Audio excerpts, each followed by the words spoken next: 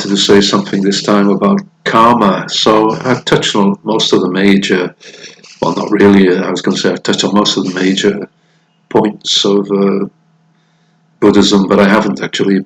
But I've touched on some important points. Another one is karma, of course, and it's difficult to know where to start with a subject like this. Everybody knows what karma is, kind of, and yet people don't really know what it's all about. So the first place to start is to say that the Buddha himself said that karma is one of those things that is so incredibly complex that it's better not to talk about it at all, because there are so many conditions involved, and overlapping conditions and intertwining conditions, that it's almost impossible to really work out the full trail of somebody's karma and where it's leading.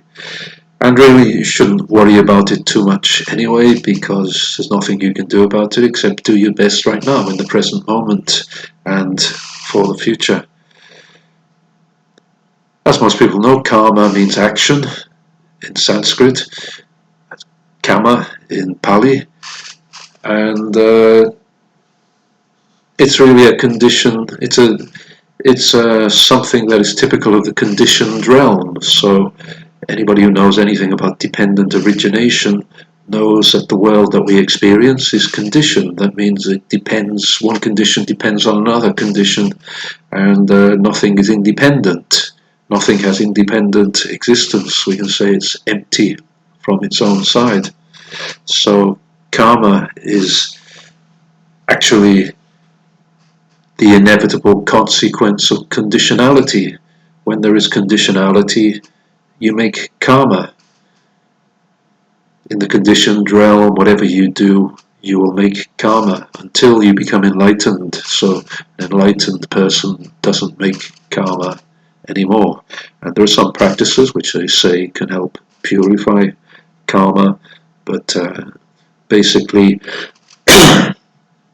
whatever your karma is, it's got to come to fruition in this life or future lives. But it's not something to worry about too much, because everybody has lots of it, and the important thing is to be in the present moment, stay in the present moment, do the best you can right now, and make your karma good now for this life and for future lives.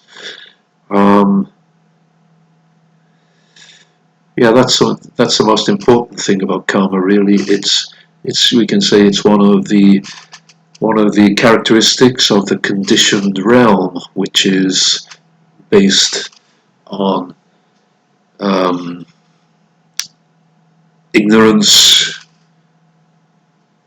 and greed and desire. So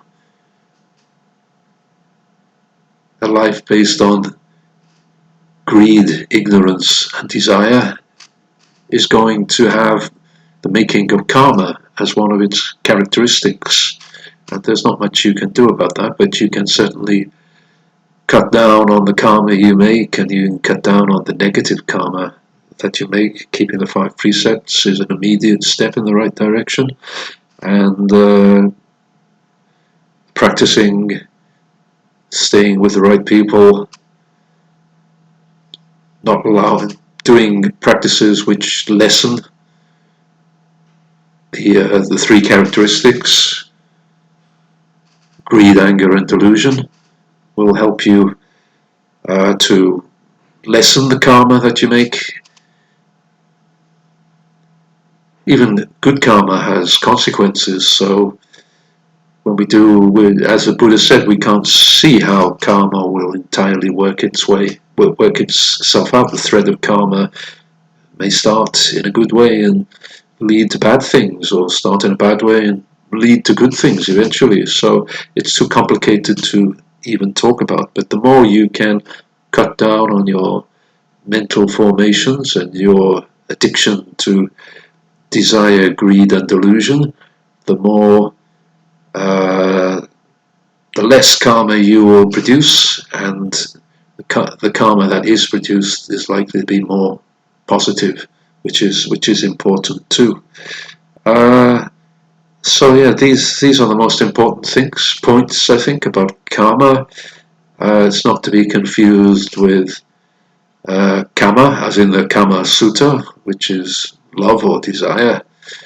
This is karma, right? Um, so people tend to use this word quite lightly, or was his karma or something, but and also talk about negative and positive karma, whereas actually it's a lot more complicated than that.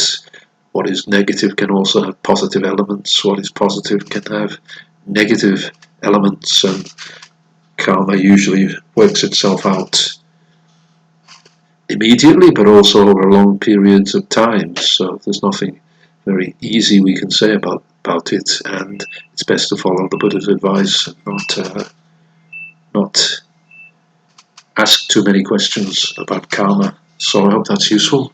Thank you.